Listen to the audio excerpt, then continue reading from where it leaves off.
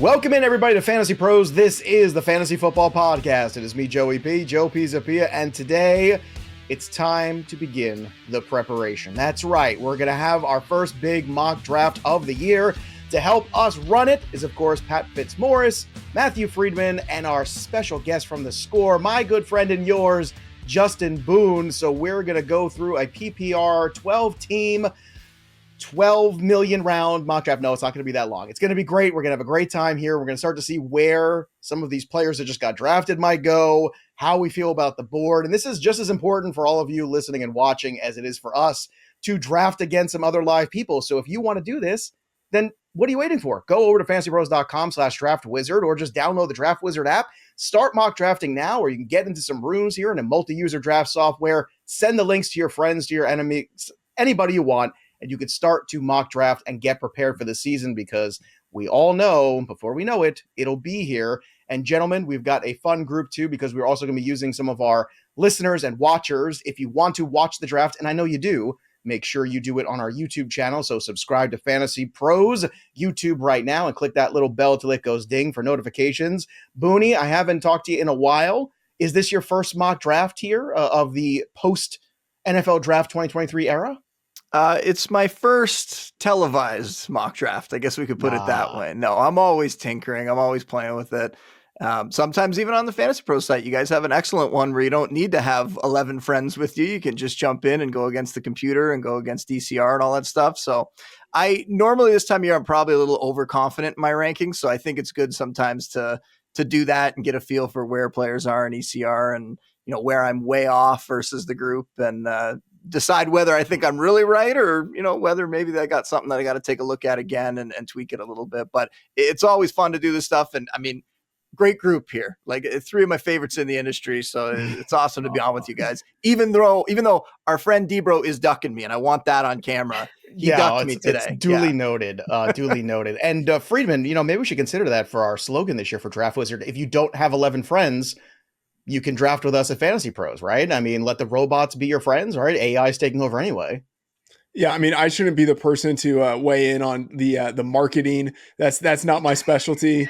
I mean, I don't have 11 friends. I've never had 11 friends. So this really, you know, I guess is right up my alley, but it doesn't speak to me the way it would a normal person who does have 11 friends. And speaking of a more normal, level-headed, likable person, Pat Fitzmaurice, it's great to see your face here in the draft. I know we've got some theories that we all want to work out. I know I've got kind of an idea what I want to do here. Are you the same with me? Like, it's great to have other good minds in the draft here to draft against, because it's one thing to draft against the robots in the ECR. It's another thing to draft live against other people. So are you a little worried here that you can't put your plan into action necessarily? Yeah, it's going to be tricky. I mean, there's some really sharp listeners out there. Recognize at least 4 or 5 of them. And then, you know, look at who's on the screen with me here. I mean, this is tough. Like, I've spent enough years choking on Justin Boone's exhaust in the rankings accuracy contest that, Yes. You know, I know what a tough competitor Justin is. We're in a few leagues together.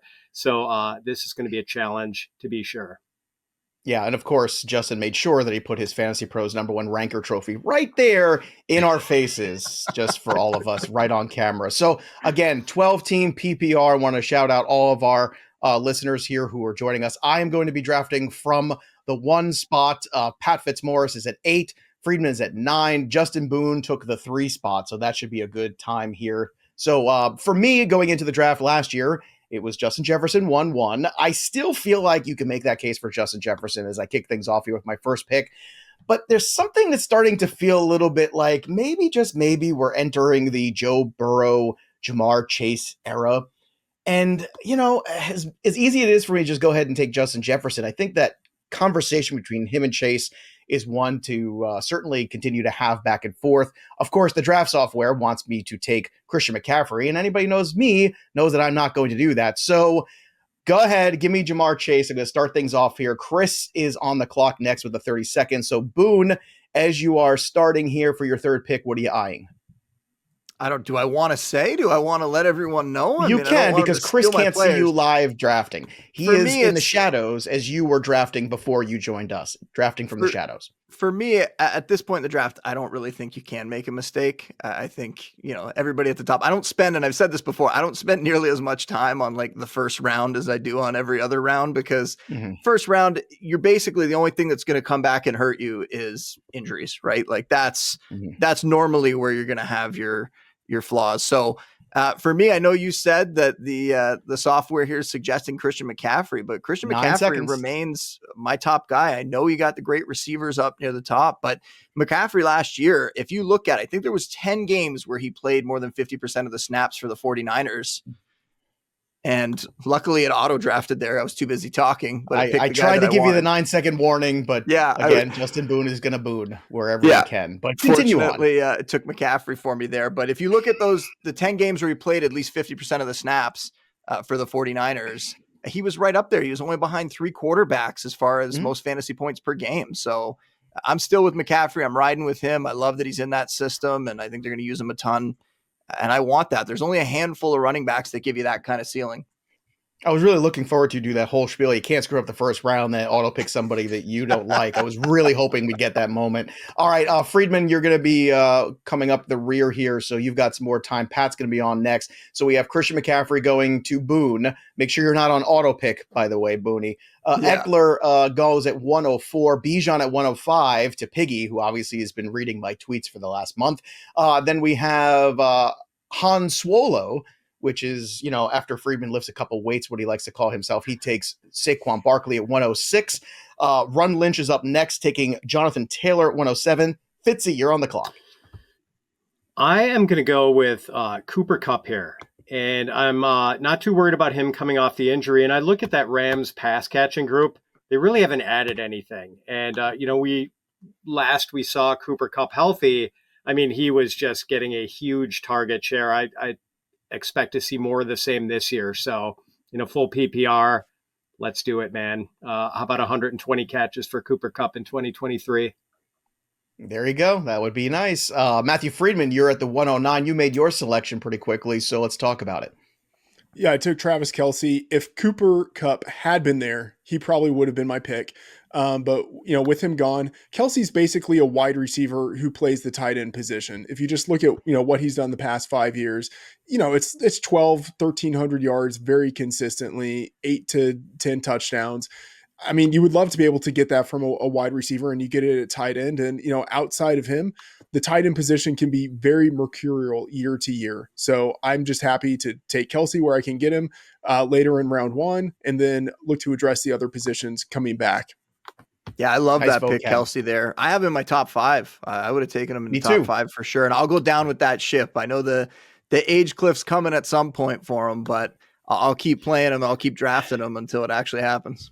Boone, the one thing that I like, and it's funny you mentioned the same thing, because I have him as a top 5 player too, because I like the way the team structure is better, because the wide receivers that are returning to you in rounds 2 and 3, as opposed to when you take them later, that team construction seems a little more difficult. Did that factor into why you have him as a top 5 guy too? Honestly, we know how great he is. We don't have to go over that part of it. But also for me, one of the factors is that I don't think there's a guy that challenges him at all this year. Like, I expect better from the Ravens offense, but there's a lot more target competition now for Mark Andrews than there has been in the past. So I have Andrews a little further back than I have in recent years. So for me, that just makes Kelce that much more valuable. He is the guy at that position. And I don't know that there's anybody, dare I say, like, if it happened for Kyle Pitts, but I don't think it's going to happen for Kyle Pitts this year in that way. So I don't know if there's anyone. When you look at George Kittle, all those guys have a lot more target competition than they used to. And Kelce is just the guy at that position. And there's so much value there taking him. While we were writing love letters to Travis Kelce, Tyreek Hill went at 110. Great value there. Then at 111, Josh Jacobs. We'll see if he can maintain the incredible volume year over year that he had. And then his Raider teammate going at 112 to start off the second round at 201. B. Holland selects Nick Chubb. And then we have Scastro 1 taking Tony Pollard at 202. Interesting. I don't know if that's a reach there or not. Certainly we can debate that as it goes. Needs more cowbell at 203, selecting CD Lamb. Matthew Freedman back on the clock for 204. Unmute. Matthew Freedman, I love your insight so much better when you're not muted. Thank you. Sometimes. I'm not a great lip reader, unfortunately.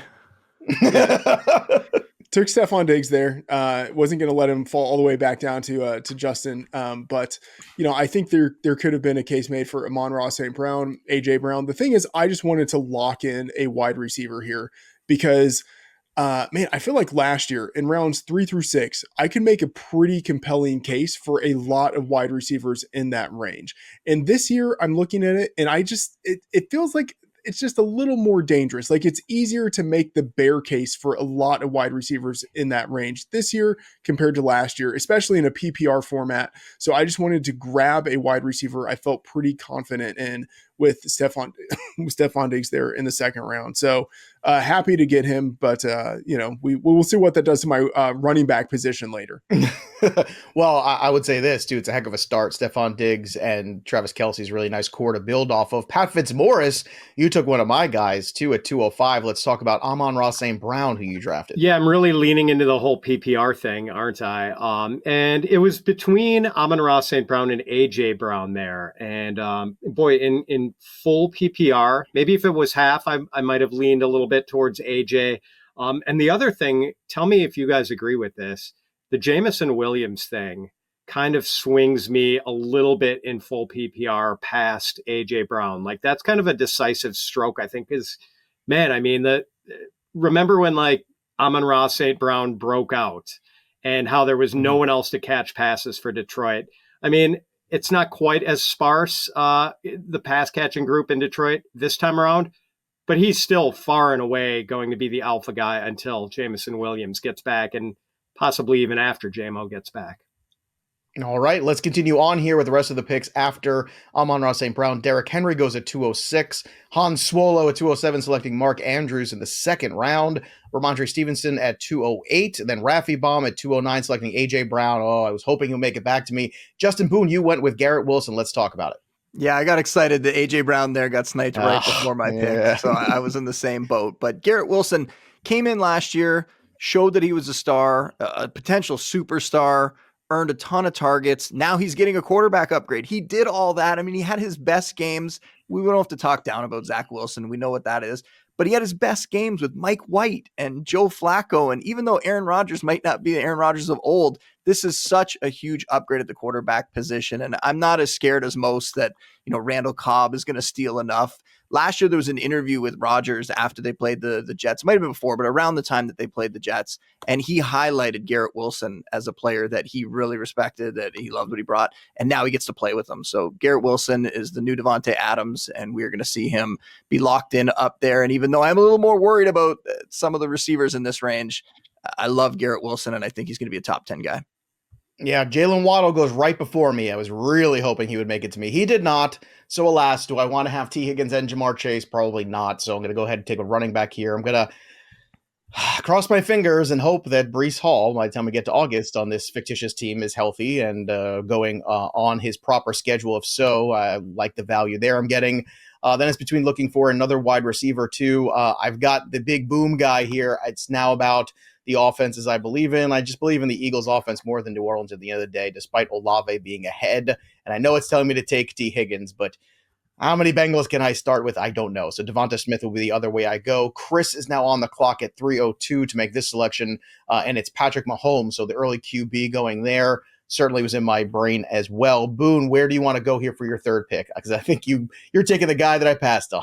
Yeah, didn't waste any time for me there. Mm-hmm. Another guy who came out last year at 1,000-yard season, looked fantastic as a rookie, and now is getting a quarterback upgrade. Not quite the same quarterback upgrade maybe, but for sure a quarterback upgrade there. And the Saints, by my metric, have the easiest wide receiver schedule for fantasy opponents this year. So everything's kind of looking great for Olave. All right, continuing on here, Najee Harris, who I was also strongly considering too. I think you're going to see some improvement there with the Steelers, another year of Pickett, some adjustments they made to the offensive line in the draft and the offseason.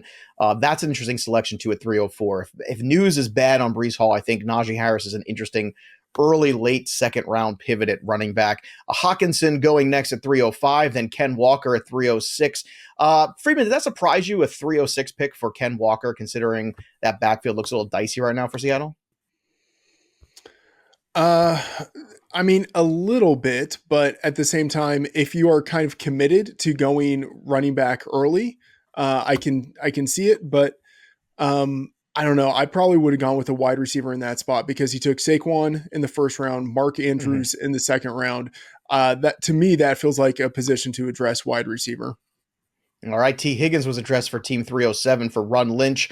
Then Travis Etienne at 308 to Pat Fitzmaurice. So, Pat, let's talk about Etienne, your expectations for him in 23. Yeah, so there is a bit of a tear drop off for me after Etienne here, but that's not to say I'm feeling 100% confident about him. I don't love that the Jaguars drafted Tank Bigsby. And it seems like they're not even entirely committed to playing Travis Etienne on passing downs because they also like JaMychal Hasty. But I do think Etienne is still going to be prominently involved in a ascending offense. So, I still like the player, still like the situation for the most part, even if he's not going to be a true workhorse. Okay. Continuing on here, after Freedman takes DK Metcalf. Actually, no, Freedman, let's talk about DK Metcalf. Pardon me. You're not just somebody. You're very special here. You're on the show. You get to talk about your picks, not like our good friends making them here along with us. So DK Metcalf, obviously, they brought in Jackson Smith and Jigba, but clearly DK still has a very clear role with Seattle. So do you believe that there's room for him to grow, or have we seen basically the best of DK?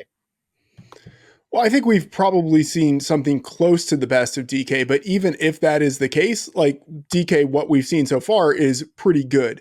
And I think we're still going to see him be the dominant number one wide receiver in that offense. And, at this point, there's sort of the question of I took Kelsey in round 1, Diggs in round 2. Would I want to go wide receiver again in round 3? And I just feel like there's a little bit of a cliff after Metcalf, and I kind of want to lock down the wide receiver position before pivoting to running back. Fair enough. Okay, let's see how that pivot works out for you. After DK Metcalf at 310, we have Aaron Jones going to needs more cowbell, and you always need more cowbell and more running backs. So he's got a bell cow in Aaron Jones. We have 311, Deebo Samuel going next. Then at the turn, Jalen Hurts at 312. This group is being aggressive at QB, selecting Dameon Pierce to start things off at 401, then Keenan Allen on the bounce back. Hopefully, old man Allen is healthy in 402. Then Josh Allen at 403. So the elite QBs going off the board here at a quick clip. That puts you back on the board here with a nice value in Amari Cooper, Freedman. Let's talk about your expectations for Deshaun Watson and Amari Cooper for the Browns.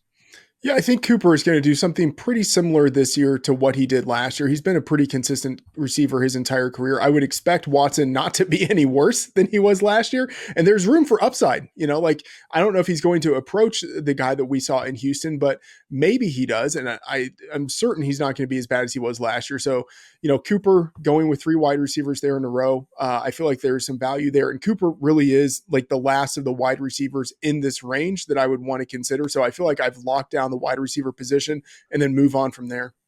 All right, let's continue to move on from there. Pat Fitzmaurice. Oh man, Fitzy. I feel like this draft has fallen right in your wheelhouse. You selected Drake London at 405. So let's talk about your pick here. Yeah, I mean, most people wake up thinking about getting coffee. Arthur Smith wakes up thinking about running the ball. And I'm still not disappointed to get a pass catcher in a run-heavy offense because London showed right away, even in that run-heavy scheme, that he could be prominently involved catching 72 passes as a rookie. So they did endeavor to get him the ball last year, even though they really like to run some more. So, pretty happy with the wideout group right now with Kupp, St. Brown, and London. All right, Chris Godwin, then DeAndre Hopkins, Cam Akers, Joe Mixon, and then 410, a rookie goes off the board to Justin Boone. Yeah, I mean, they drafted Jahmyr Gibbs. We know the draft capital was so high. They bring him in to play that DeAndre Swift role. And Swift had some good games last season, caught a lot of passes. That's what they're bringing Gibbs in for. And if we go back to what Pat was saying about how Jameson Williams is going to be out, we could see Gibbs step in and be the second pass catching option in this offense right away. So I'm really excited to get him there at the end of the 4th. Yeah, tremendous opportunity for sure. No doubt about that. So after Jahmyr Gibbs goes, DJ Moore at 411. So interesting expectations here for that Bears passing attack and what's going to look like this season. Hopefully a little bit more volume. Interesting conundrum here. It's, do you take the Dalvin Cook or situation, and is he playing for Minnesota? Is he not playing for Minnesota? I know there was a little bit of downturn, but not so much that I'm looking at this cliff and the rest of the guys. I'm going to go ahead and take Dalvin Cook here and just take the value as my second RB.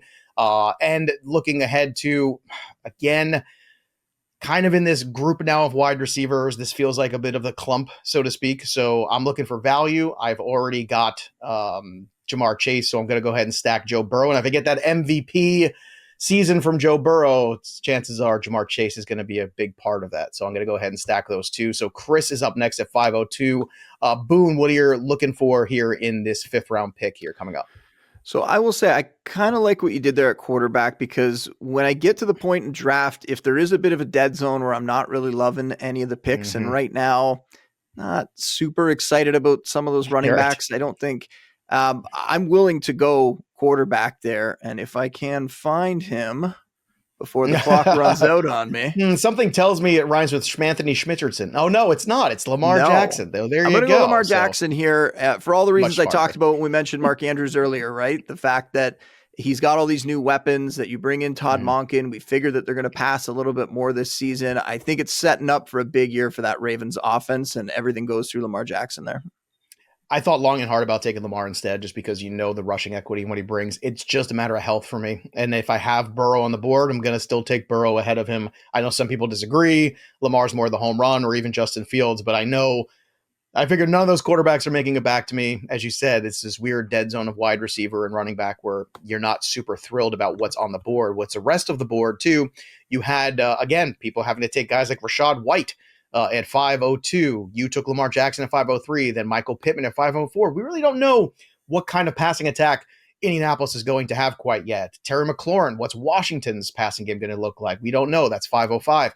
506, good value there with George Kittle. Miles Sanders, who I know a lot of people have expectations for at 507, goes off the board. Fitz jumps in to the quarterback pool with me and my friend Justin Boone. So let's talk about Justin Fields, Fitzy. Really excited to get like the last of the truly spectacular running quarterbacks left on the board. And, there are still some other good ones left, but I'm sort of torn between Trevor Lawrence and Justin Herbert and didn't want to have to make that decision. So I was glad Fields was left. We know he's going to give you running goodness. Maybe he's not going to run quite as much, but I think there's going to be more passing. And now he's got some really appealing pass catching weaponry. Darnell Mooney's healthy. Of course, DJ Moore has been brought in. He's still got Cole Kmet. Maybe Chase Claypool can show us something. So, Fields will get every chance to show us what he can do as a passer this year. Okay, we'll see if that comes to fruition. I think it's going to be better too.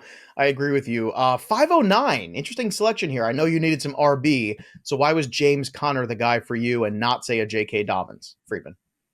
Yeah, with Dobbins, I'm a little bit uncertain with that offense. I imagine them going a little more pass heavy this year in comparison to what they've done previously. And then also they have tended to rotate in running back. So not 100% sure on Dobbins really dominating there.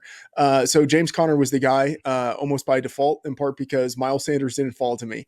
But James Conner, name anyone else in that offense. Like I feel like it's going to be James Conner there. Hopkins, maybe he ends up being there later in the year, but I could see him getting traded. Kyler Murray, I think unlikely to start the season. So I think the offense for the Cardinals is going to be James Conner, even though I don't think he's all that exceptional of a player. I think it's going to run through him.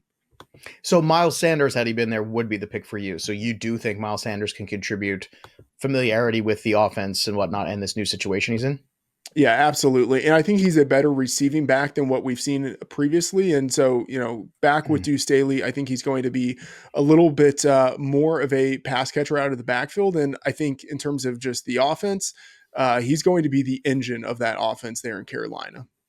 Okay, so after you selected James Conner, then Javonte Williams at 5'10", J.K. Dobbins at 5'11", Kyle Pitts at the turn to B. Holland, and he also selects Deontay Johnson as well. Tyler Lockett at 602 as we turn to the 6th round. As we continue to go on here too, we're going to do a shout out because we do have a winner of our premium giveaway. We're going to do that at the end of this round here in just a moment. We have Deontay Johnson at 601, Tyler Lockett at 602. Tremendous value on Lockett there potentially. 603, DeAndre Swift. We shall see how that goes. And another running back from Detroit goes off the board to Matthew Freedman at 604. Yeah, David Montgomery. Am I taking the number one running back here in Detroit? Jahmyr Gibbs, obviously fantastic talent, but Montgomery is probably going to play the Jamal Williams role. I think getting a lot of goal line opportunities in an offense that is pretty good. And if Jahmyr Gibbs were ever to suffer an injury, I think Montgomery could totally smash because he's also got the pass catching capabilities too. So I do like the value of getting Montgomery in the 6th round. Okay, let's continue to look at the rest of the picks here because after Montgomery, Pat Fitzmaurice takes somebody straight out of my queue. It's Isaiah Pacheco. So far, it seems like basically they're going back into what they had with last year. Can Pacheco be the best of that group in Kansas City, Pat?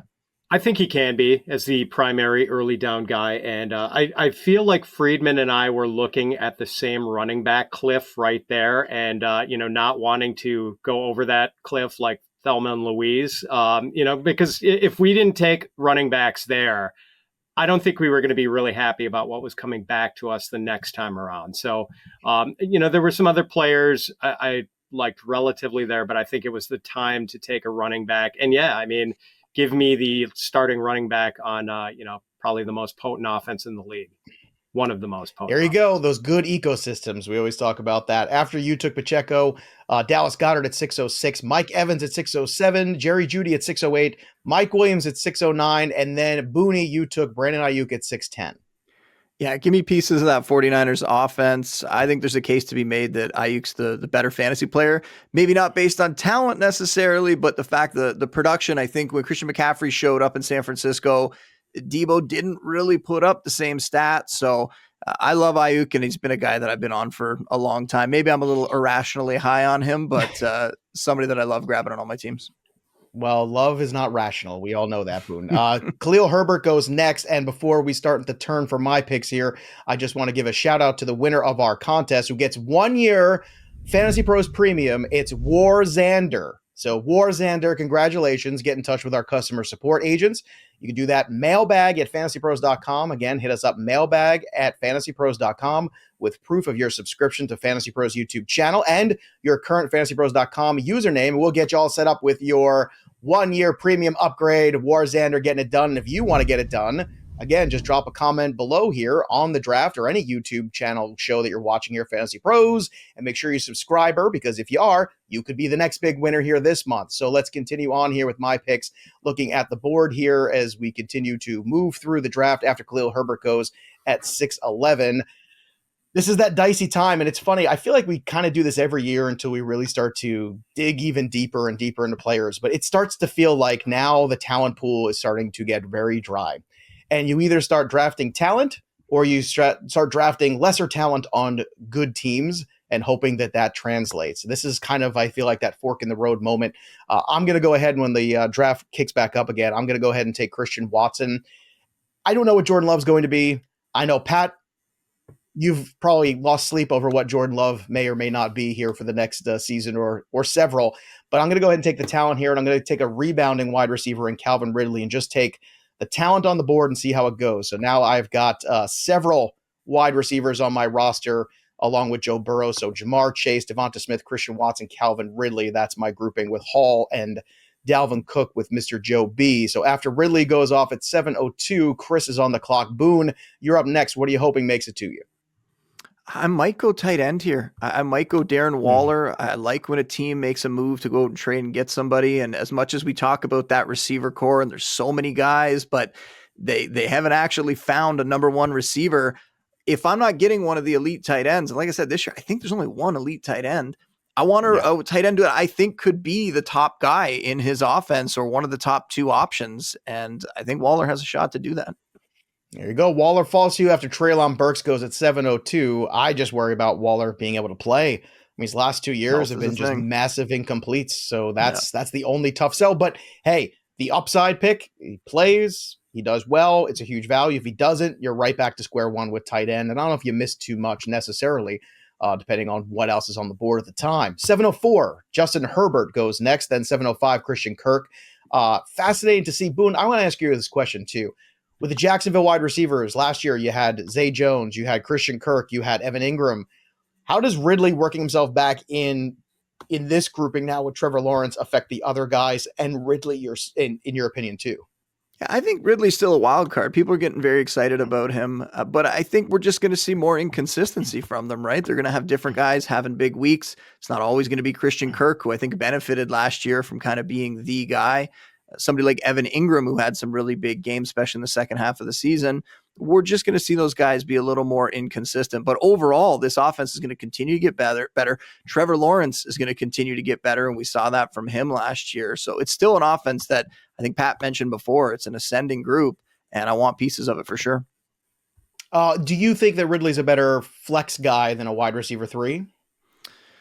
I would say so. When you have someone coming back from a long time off like that, I just have concerns. I want to see him back on the field and doing it. And it wasn't like he was a superstar before he left, right? So I want to see him come back before I feel more confident. But I would say I would rather have him as a flex than risk him being my wide receiver. Well, good, because that's where I took him. So now I feel really good. All right, Cortland Sutton goes next at 705. And then we have Marquise Hollywood Brown at 707. Pat, you took a buzzy player who's starting to get a little helium already in May. It's Jahan Dotson. Talk to me. Yeah, man. I think he's really good. And, he had 7 touchdowns in 12 games last year and 5 top 20 weekly finishes in 12 games. So this dude's really good. If you look at Matt Harmon's reception perception work on Jahan Dotson, I mean, there's so much green on his little profile page about how he wins at pretty much every route he runs. I love the guy coming out of school. I mean, he's fast. He runs good routes. He's really slippery after the catch and surprisingly tough on contested catches for a smaller receiver. So really excited about him, even if I don't love the quarterback situation in Washington. Okay, if I didn't go Waller, I would have gone with Dotson there. Really? Yeah, I could see that for sure. Matthew Freedman, you went with a second-year wide receiver as well. This one was George Pickens. So do you see Pickens taking another step forward in 2023? Yeah, I think it's possible. He's got that upside case, as you mentioned, advancing into his second season, also with a quarterback who's entering his second season. So we could see that entire offense take a step forward. And, Deontay Johnson has been an intriguing yet underperforming player for a number of years. And so I think there's the opportunity within that offense for Pickens to jump him. Okay, as we continue to look through the rest of the picks here, Jordan Addison goes at 710, at 711, Trevor Lawrence, then Brian Robinson Jr. at 712, Jackson Smith and Jigba over at 801 to kick off the 8th round. Brandon Cooks, his new home, in case you missed it, Dallas, so he is going to be there, hopefully the second pass catcher in this offense now, especially since they don't have much of a tight end situation. Kadarius Toney at 803, the ultimate wild card. Maybe you'll get 1 or 2 really good quarters out of him. We shall see. Facetious. Speaking of rolling some dice here too on a player, Matthew Freedman, Alvin Kamara, the slide stops with you. He throws his hands up, says, why not? I mean, Joe, we don't even know if we're going to be here tomorrow, so I figued live in the now, YOLO Freedman hit strikes again. Why not take Alvin Kamara? No, I mean, I would say in terms of running back talent, running back production, he's a top 12 guy at the position. He's falling because of a whole bunch of certainty. But in the 8th round, at this point, all of these guys are, I wouldn't say they're dart throws, but they're all contingent type of players. So at this point, I'll just take the guy that I know has production and has talent if he's on the field. Fair enough. Speaking of talent on the field too, Pat, I think this is a really cagey 805 selection here of Pat Freiermuth. So certainly a guy that has shown you a little bit early in his career. And in terms of the cliff of tight end, I think one of the guys that's a little safer theoretically, right? Yeah, definitely trying to hit that before, we get into the region of the draft where you're dumpster diving at tight end. Didn't want to do that. And we've seen 2 pretty good years for Freiermuth. And now the Steelers didn't really add much in the way of target competition. They got rid of Chase Claypool. They brought in Allen Robinson, who might be cooked. So I think there's room for Freiermuth's target share to even grow a little bit here this year. Okay, so moving on here after Freiermuth gets selected, I'll go ahead and make my 2 picks here just to kind of catch up with things. But as we continue to go through the board here, after Freiermuth, then you had Juju Smith-Schuster, Dak Prescott, Rashad Penny, Darnell Mooney, Alexander Madison. Going to you, Boone. Let's talk about Madison. Yeah, I mean, every report that we're hearing really is making it sound like Dalvin Cook is not going to be back with Minnesota, whether he gets traded or whether he gets released. I know you took Dalvin Cook. At this point, I think Freedman brought it up that we're just kind of taking shots on these guys, right? And when you get to this stage of the draft, you want to look for upside, and all it's going to take now is one tweet from Adam Schefter that says Dalvin Cook is no longer on the Vikings, and all of a sudden Alexander Madison becomes a top 4-round pick, maybe even a top 3-round pick. Like, so it doesn't take very much, and all of a sudden that's a massive value that I get at that spot. To follow up on what be. Boone said there, Sure. I massive mistake on my part. I wish I would have taken Alexander Madison. I'm immediately jealous of taking, of him getting Madison when I took Kamara. Yeah, but you were living in the moment and the sun was shining. It was so many things were happening there, and it was just magical when you did it. What's your expectation kind of a for similar Kamara, spot too, though? And I will say, and I'm not just saying this, those are the 2 guys that I was looking at this round. It was Kamara and Madison. Well, Boone, what's your expectation of Kamara this year? I mean, unless a new piece of news comes out, and I don't know that there's like another development that's going to come, I think he's going to get a suspension, and I think he's going to be back. I don't think they're going to cut him or let him go unless we get another development where the public starts to kind of force their hand. So at some point, he is going to play this year. And as much as we get excited after the draft about a guy like, Kendre Miller and what's he going to be able to do there, Kamara is going to be out there. He won't be as valuable because Jamal Williams will be there, but he's still Alvin Kamara. So in the 8th round where we are there, I think it's a great pick. I don't think Freedman should feel that bad about him. And Boone, you're back on the clock. Good. Yeah, you're back on the clock. Thank you for telling me there. I'll pause it for you so you can go ahead and make your pick there, and we'll resume. We'll go through my picks in a second here. Evan Ingram goes at 8-11. Then I took Jacoby Myers because Jimmy Garoppolo can only throw the ball 5 yards, and that is perfect for Jacoby Myers. Like, there's a reason why you bring him into this offense, because Jimmy Garoppolo's limitations are what they are. And if you're going to play to the strengths of Jimmy Garoppolo, and I think McDaniels knows what that means, you have to have that possession kind of guy, and Hunter Renfrow couldn't get on the field last year. So Jacoby Myers, why not? I think this is a decent value in a full PPR league. And then I took Quentin Johnston because it's not a matter of if, it's a matter of when Mike Williams is out. And eventually over time, this is more of a long-term season investment. I just want this guy on my team because between the health of Keenan Allen, could be suspect again, and then the inevitable injured time of Mike Williams, Quentin Johnston's going to get some looks. And when he does, this is a player that I think has enough talent in an offense where they're going to throw the football. Rashad Bateman, I just could not do it. I had it over him. I know the draft board is going to yell at me that I should have taken him. It told me I got to reach on Quentin Johnston. I don't care. I want guys that play. Rashad Bateman goes at 902. Boone, this is a little cagey pick. You're a sneaky snake here. Samaje Perine in Denver at 903. Talk about it. I think he should be higher on people's boards. I know that we're getting a lot of positive talk, a lot of coach speak, I think, from Sean Payton saying that he thinks that Javonte Williams is going to be back, potentially early in the season. But everything that the injury analysts have said, they compare that injury to more what J.K. Dobbins dealt with last year. And Dobbins wasn't ready to go early in the season and really had a terrible year until sort of the last month or so. So I think Perine is somebody else that it's only going to take, 1 or 2 news stories where Javonte's not on track, where Javonte isn't out there at training camp, and all of a sudden Samaje Perine could potentially be the starter in that offense for first 6 weeks, the first half of the season, something like that. So I'll take that there, just shooting for upside once again.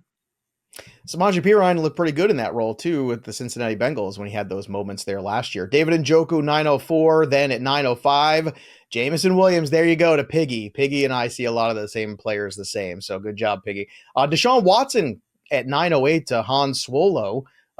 That is a huge boomer bust play if he becomes a top 5 quarterback. That's a league-winning pick potentially.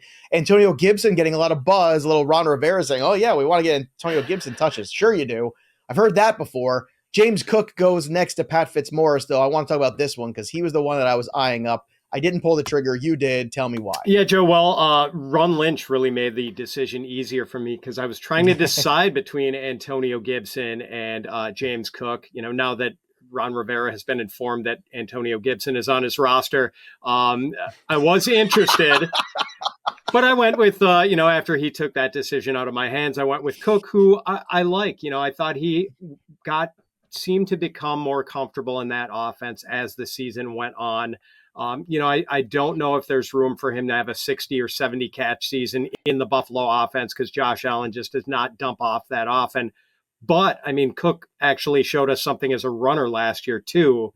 And obviously, that offense is really good and is going to score a lot of touchdowns. So feeling pretty good about him as a third back. I don't know if I'd want him as my second, but as an RB3, I'm feeling pretty happy with Cook. Pat making the Ron Rivera joke right as I'm taking a drink of water, too. I almost spit it up right on my computer. Well done. Not cool, Pat. Nice timing. Freedman, you took A.J. Dillon at 909, who had one good game to start the season and then one good game to end it, basically. So what do you think in the middle happens in 2023? I think there's a chance he actually is the number one number one running back within that offense. He was the goal line guy. And for a big body back, he's actually pretty good catching the ball. And let's imagine that the offense maybe isn't as horrible in Green Bay as we would expect in the post Aaron Rodgers era. And if that's the case, I think Dillon could have 1,000 yards and 10 touchdowns. There you go. Well, that would certainly be a lot. That's what Pat and I were hoping for last year. We did not get that. Just want to point that out. Dalton Schultz at 9-10. He's in a new home too in Houston, so he'll be playing for the Texans this season. Then you have Gabriel Davis at 9-11, Tyler Algier at 9-12, along with Michael Thomas. So Freedman, you don't have to go double Saints here, there, and roll the dice with all the Saints. 10-02, Cole Kmet goes next. That could be a really interesting one. 10-03, here's a fun one. Devon Achane goes to needs more cowbell. So the speed there of Achane, I like that pick a lot at 10-03. Savvy. Then we have Damian Harris at 10-04 to Matthew Freedman. Again, just taking some volume here, I see. Yeah, I thought about taking him right after Fitz took James Cook just to troll, but I decided I would, practice some restraint. Also, if Michael Thomas had been here, I probably would have taken him because I hate myself. But Damian Harris, I don't want to say I'm getting the goal line back in Buffalo because we all know that is Josh Allen. But if somehow the Buffalo Bills are able to convince Josh Allen not to run the ball so much at the goal line, Damian Harris is very much in line for that work in an offense that could be one of the best in the league. And, James Cook, 190-pound back, maybe he's not going to see the volume that we would expect out of a guy who was taken in the second round last year. So I like the shot on Harris here in the 10th round. Okay, looking forward to after Harris. Then Pat, you took Elijah Moore at 10-05. He's got a new home too in Cleveland. There are enough targets here for him, in your opinion, in this offense? I hope so. I really don't know if it's going to be him or Donovan Peoples-Jones as like the second pass catcher, and heck, it could be David Njoku. But I guess I am still clinging to that whatever it was 6-week stretch in Elijah Moore's rookie year where he was the wide receiver 4.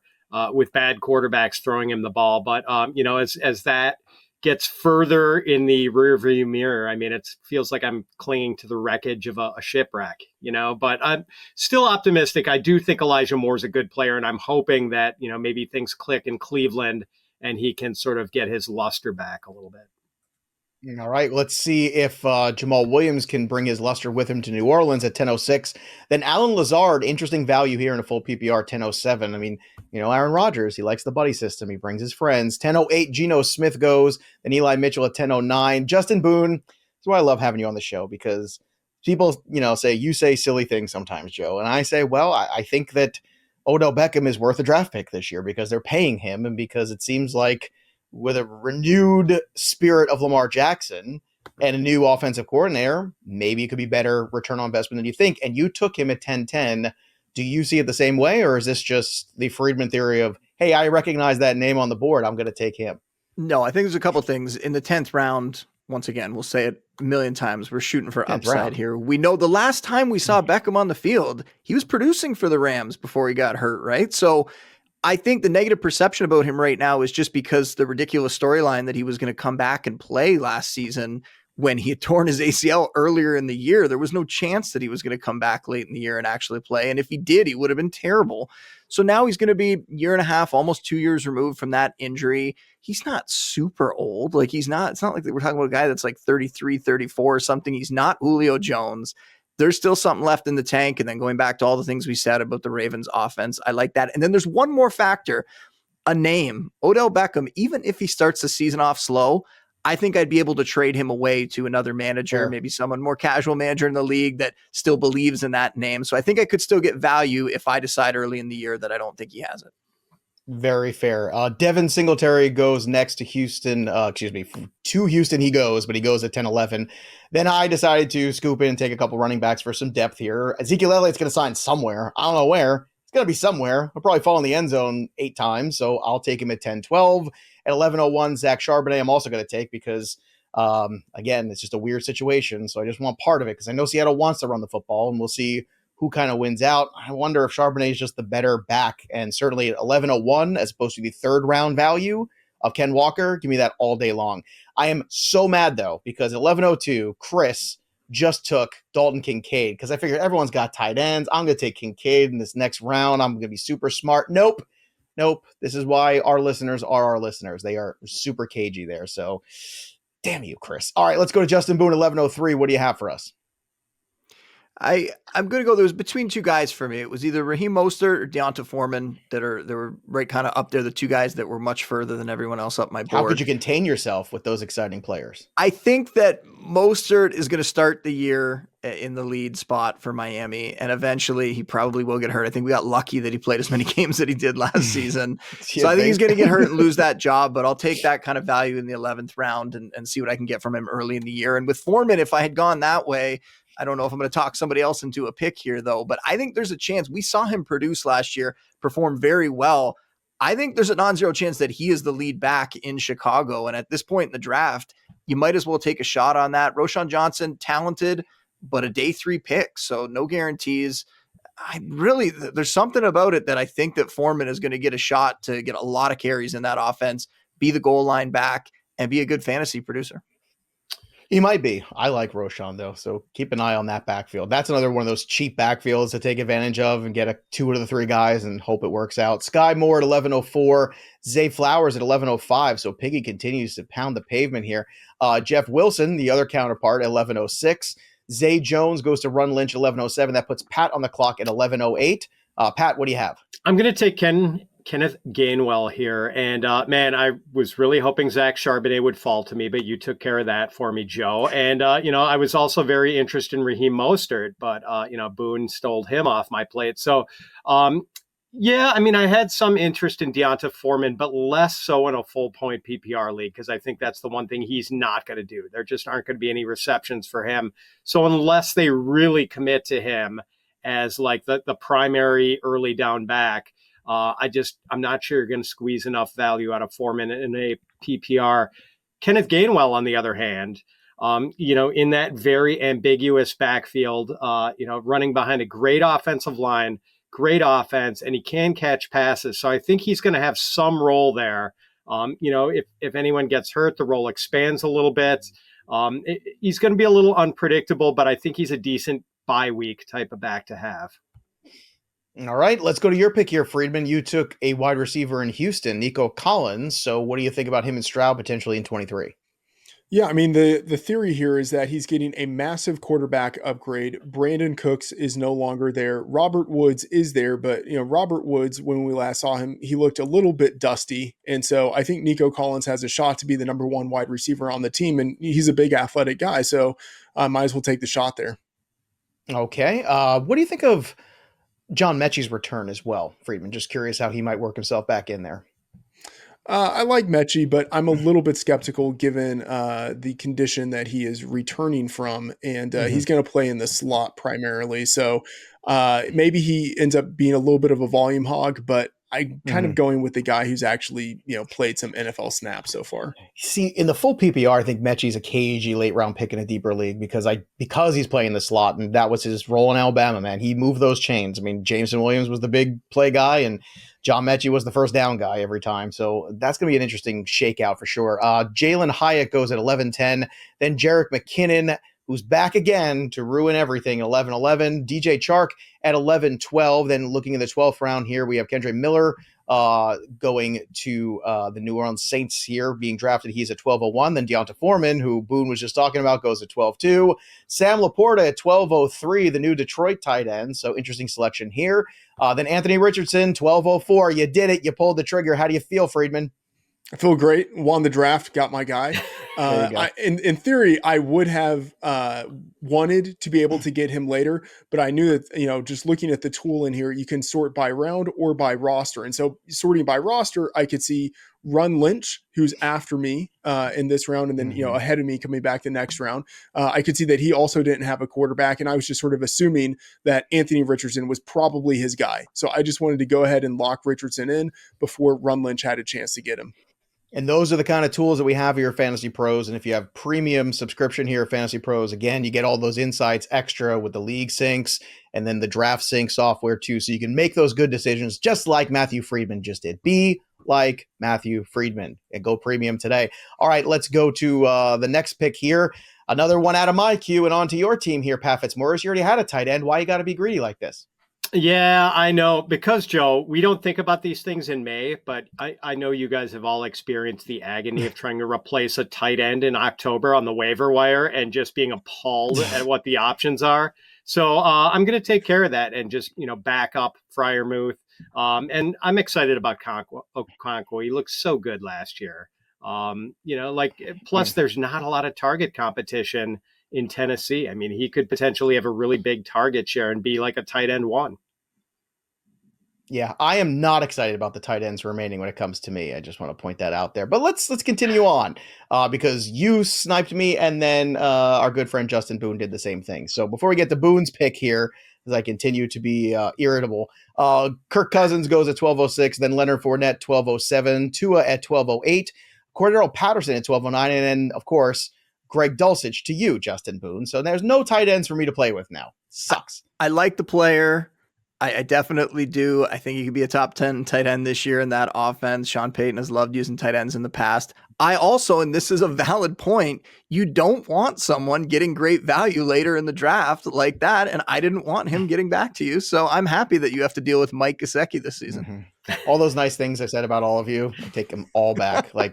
I thought you guys were my friends. I thought we were going to have fun here today. Nope, no fun at all. All right, continuing on here, looking at the rankings of what's available to me. It ain't much at this time, that's for sure. And looking at my roster, well, I had to go ahead and take a tight end because I didn't have one, so I just took Mike Gesicki. Yeah, that's how the draft's going for me. I am not going to do very well, I can tell you right now, in the Draft Wizard grades. I'm sure it's going to hate me, but we shall see. Continuing to look on to Adam Thielen's not a guy that I want to invest in. Neither is Rondale Moore in that offense. So looking at other wide receivers, I'm just going to take KJ Osborne here and just kind of play it safe and take another guy that I think with Adam Thielen gone. I know everyone's talking about Jordan Addison, and that's great. I'm not the biggest Jordan Addison guy. I know I'm kind of in the minority there, but after Dulcich, Kareem Hunt, before my two picks to lock down the 13th round, Chris is going to pick and then Boone. So Boone, what are you looking at for your last selection here? There's not really a receiver that I'm super high on. I would have liked to have gone receiver at this point just to get one more because my wide receiver 3 spot might be a little bit thin. Like I said, my irrational love of Brandon Ayuk perhaps. But as we see, I think when you look at the draft board here, the second half of the draft, a lot of running backs. I think it's smart to go running back in that range. That's the quickest way to value. All you need is an injury to happen. And last year, though, I don't think that Jaylen Warren is going to steal maybe as much work as he did from Harris last season. I think a Harris injury would open it up for Warren, and they can run the ball. They're trying to address the offensive line. I think we'll see a little bit better of an offense from the Steelers this year. So give me Jaylen Warren as a one injury away guy. Michael Carter at 1302, right before you took Jaylen Warren. Then Aaron Rodgers at 1304 to Rafi. Donovan Peoples-Jones goes at 1305. Then Hans Swallow at 1306 selects next here. We're 2 picks away from Pat. So Pat, what are you eyeing here in this final round? Anything receiver-wise, running back depth? What do you have in mind here? Yeah, I'm kind of going BPA, and I'm not real excited about what I'm seeing at the running back position. So one thing I'm thinking of doing is just I'm about 1 foot away from giving up on this guy entirely, but I'm still intrigued by the physical package that Chase Claypool brings to the table. And I've got Justin Fields, and I know It's a lot of target competition on a team that's going to run the ball a lot. But, maybe if there's an injury somewhere, Claypool could potentially step up and fulfill his potential. So I'm going to go with Mapletron here, Chase Claypool. All right, so Claypool goes to Fitz. Freedman, you're at 1309 for your final pick. Yeah, it's really disgusting here. I just took Zach Evans, and part of it is because that's the only name I recognize. No, a lot of it has to do with just Cam Akers' pessimism. Akers has sort of had opportunities to be the guy with the Rams, and he hasn't really done it. Zach Evans is coming in as a former 5-star recruit who's, he's got decent size, who's got decent pass catching capability. I think he will be a change of pace player, or at least has the possibility of being a change of pace player pretty quickly. And then if he plays well, I could see him stealing the job. So Evans is a late round guy with some potential upside in an offense with the Rams that's maybe better than a lot of people would expect. You still got Sean McVay as the head coach there. I'm just taking a shot at it. Okay, well, the shot that we took here, I ended up with a C. 73 out of 100, as I predicted. I don't mind this roster, to tell you the truth. My big takeaway from this first draft, before we get to your grades, and I'm fascinated to hear what you guys have to say about it too. I know sometimes we hit those transition years where we have a lot of unknowns. This feels like that year. Once you get past the first 6-7 rounds of this draft, Freedman, do you get that feeling that there's just so many unknowns and so much youth in the league that you really don't know where to go quite yet? And some of these picks that we think might be good here towards the end could be awful. And then some of these picks that we think we're just throwing darts might actually be great. Do you get that feeling? Yeah, I mean, that's the case. And I would say, I feel like it starts earlier than like round 6 for me. I was trying to be generous, but you're right. Yeah. I mean, I look after round 3 and it's just like, oh man, I don't know if I want some of these guys. I feel like it's a weird year where last year, like the circumstances for some of these players were very similar and I could see those guys in a positive light. And now for so many of these players, I look at them and it just feels like the negative case for them is just a little bit stronger than it was last year. And it's like that across the board. Boone, do you have that same feeling where you're looking around here and you're seeing just so many questions without enough answers? And does that mean the answer might be some of these new players, the Devon A. Chains, the Quentin Johnsons, some of these rookies to step up and make the impact as opposed to these retreads in new places or these guys getting second or third opportunities? Yeah, I think it starts with the rookie class this year and you see it in dynasty rookie drafts that after like the first, there's a pretty clear top 6. And then, after that, it kind of, in talking super flex, kind of expands out. There's some receivers after that. So maybe the top 8, top 9 are locked in. And then after that, every dynasty rookie draft I've been in this year has been completely different. People are valuing guys differently. And I don't think we know about some of these situations like Zach Charbonnet, who I love that pick that you made. A guy like that, there's a possibility that he could eat into Ken Walker's work so much that all of a sudden he's the more valuable fantasy player and it's more of a split backfield. There's so many situations like that. So yeah, I totally see that happening this year, and it's going to make drafts really interesting. The rookie drafts have been wild, and I can't wait to do more of these redraft leagues just to kind of see where everyone is valuing the guys. Cause I think it's going to be just massive discrepancies, and you're going to see some guys go really early. It was happening here where I had my list on the side and there were still guys available that, I was kind of surprised they were available where they were. So it's going to make it really fun.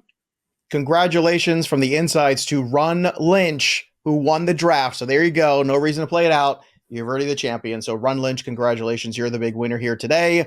The best of us, well, it was a 4th place finish. Matthew Freedman 4th, Justin Boone in 5th, Pat Fitzmaurice in 7th, and me at 10. Shame on me. Pat, looking through your insights in terms of expert opinions or anything like that, I know you liked my draft, so that's all that I really care about. And I liked my draft, which is, again, shocking. But what do you think, Pat, in terms of some of the insights that you get here from the Draft Wizard at the end of all things? Yeah, I'm just waiting for it to come up here and see who likes me. Let's see. I like you, Pat. Oh, thank you so much. Freedman tolerates you, but I like you. Yeah. Well, let's see. So Dalton Del Don is really high on my draft. That's good. I like there Dalton. We're friends. So that's positive. Yeah, I mean, I figured that I was going to grade out not super high, and I got a C+ because of my lack of strength at the running back position, which is kind of how I build my teams. I want the pass catchers to come first, and an amalgam of guys I can throw at the running back position. And that's why, as Justin was talking about, the rookie running backs are going to matter so much. We know some of these guys, including some of the day 3 guys, are going to hit and shake up backfields. And it's just kind of a matter of who. Maybe it is Zach Evans. Maybe he does steal Cam Akers' job, even though he got his own job stolen away by a freshman last year at Ole Miss. But it's entirely possible that, we're going to see multiple rookie running backs kind of come out of the fog and steal prominent roles in year one. Yeah. And Pat's got a fun team here. Justin Fields, Travis Etienne, Pacheco, Cooper Kupp, Amon-Ra St. Brown, Drake London. Man, I love the wide receiving core, Pat. I think you crushed this. Pat Freiermuth, then you got Cook, Jahan Dotson, Elijah Moore, Chiggy, Ken Gainwell, and Chase Claypool. Boone, your roster, Lamar Jackson, Christian McCaffrey, right up there could be a championship. Jahmyr Gibbs, then Garrett Wilson, Chris Olave, Brendan Ayuk, Darren Waller, Alexander Madison, the flex, and the bench of P. Ryan, Raheem Mostert, Greg Dulcich, Jalen Warren, and Odell Beckham. How do you feel about this roster? What would you grade yourself, Boone? I mean, obviously 100. No, I think it could have been a little bit higher. I think maybe around, a 90 out of 100. But it's fine. The thing that I can't get over here, like if you have a dream where someone wrongs you in your dream and you wake up and you're like kind of irrationally mad at that person and you're kind of like, I can't believe they did that. And then you let it go. Well, I'm looking at the thumbs down section, the expert opinions. Pat Fitzmaurice did not like my draft in here. Well, I'm taking you stay it after personal, class. Pat. Stay after class, and Pat will go ahead and give you some instructions and some things you need to do to fix. Freedman, looking back at your draft here too, you have Anthony Richardson, James Conner, David Montgomery, Stephon Diggs, DK Metcalf, Amari Cooper, Travis Kelce, Kamara, Dillon, Damian Harris, lots of RB depth there, Pickens, Nico Collins, Zach Evans. You have no fear. Anthony Richardson's your guy here. Obviously, you could always pick up another QB floating on the waiver wire in a single QB league. But how do you feel about the way this roster shook out here as we kick things off in draft season? Yeah, I wish my running back room were a little bit better, but that's the way it always goes when you take a tight end first and then 3 straight wide receivers. You kind of have to take what falls to you. I would like my room a little bit better if instead of James Conner, I had someone else as my number 1 running back. That could have been Miles Sanders, almost Miles Sanders, but not. So, I feel like this draft was close. But still, James Conner, David Montgomery, I'm okay with those guys as my top 2 running backs because I'm just wild that way. And I hope that if they don't work out, maybe Alvin Kamara can come back from suspension. Maybe A.J. Dillon and Damian Harris somehow score touchdowns. The running back room is the big concern here. But other than that, I feel okay about the roster. Everyone's worried about their running back room, I'm sure. Joe Burrow for me, Breece Hall, Dalvin Cook, Jamar Chase, Devonta Smith, Christian Watson, Mike Gesicki, because everyone took all the tight ends for me because you guys are jerks. And then Calvin Ridley, Jacoby Myers, Ezekiel Elliott, Zach Charbonnet, Quentin Johnson, and KJ Osborne. Again, not perfect, but certainly this is where we have to begin things. But it's tough out there in the streets, which means you should go get all the practice you can. Make sure you get the Draft Wizard app. Make sure you go to fantasypros.com/draftwizard. Run some simulations. If you're playing basketball, go out there and run them as well. Justin Boone, it's always great to have you on the program. It's great to catch up with you. You can follow him on the Twitter machine at Justin Boone, funny enough, and check out all his great work at theScore. And that'll do it for us. Just a shout out to one more thing to everyone who drafted with us. We appreciate you. And if you want to get involved, don't forget, go join our Discord, fantasypros.com/chat. It's free to join. We're pulling people from Discord. We're pulling people from Twitter. So come in, join the Fantasy Pros family, and you can be a part of these kind of shows as well, because we like to draft against you because we're the people place at Fantasy Pros. No robots for us. Oh, no. We like the people. We're the people's program. On that note, that'll do it for us. But the story of the game goes on for Fitz and Freedman and Justin Boone. I'm Joey P. We'll see you next time, kids.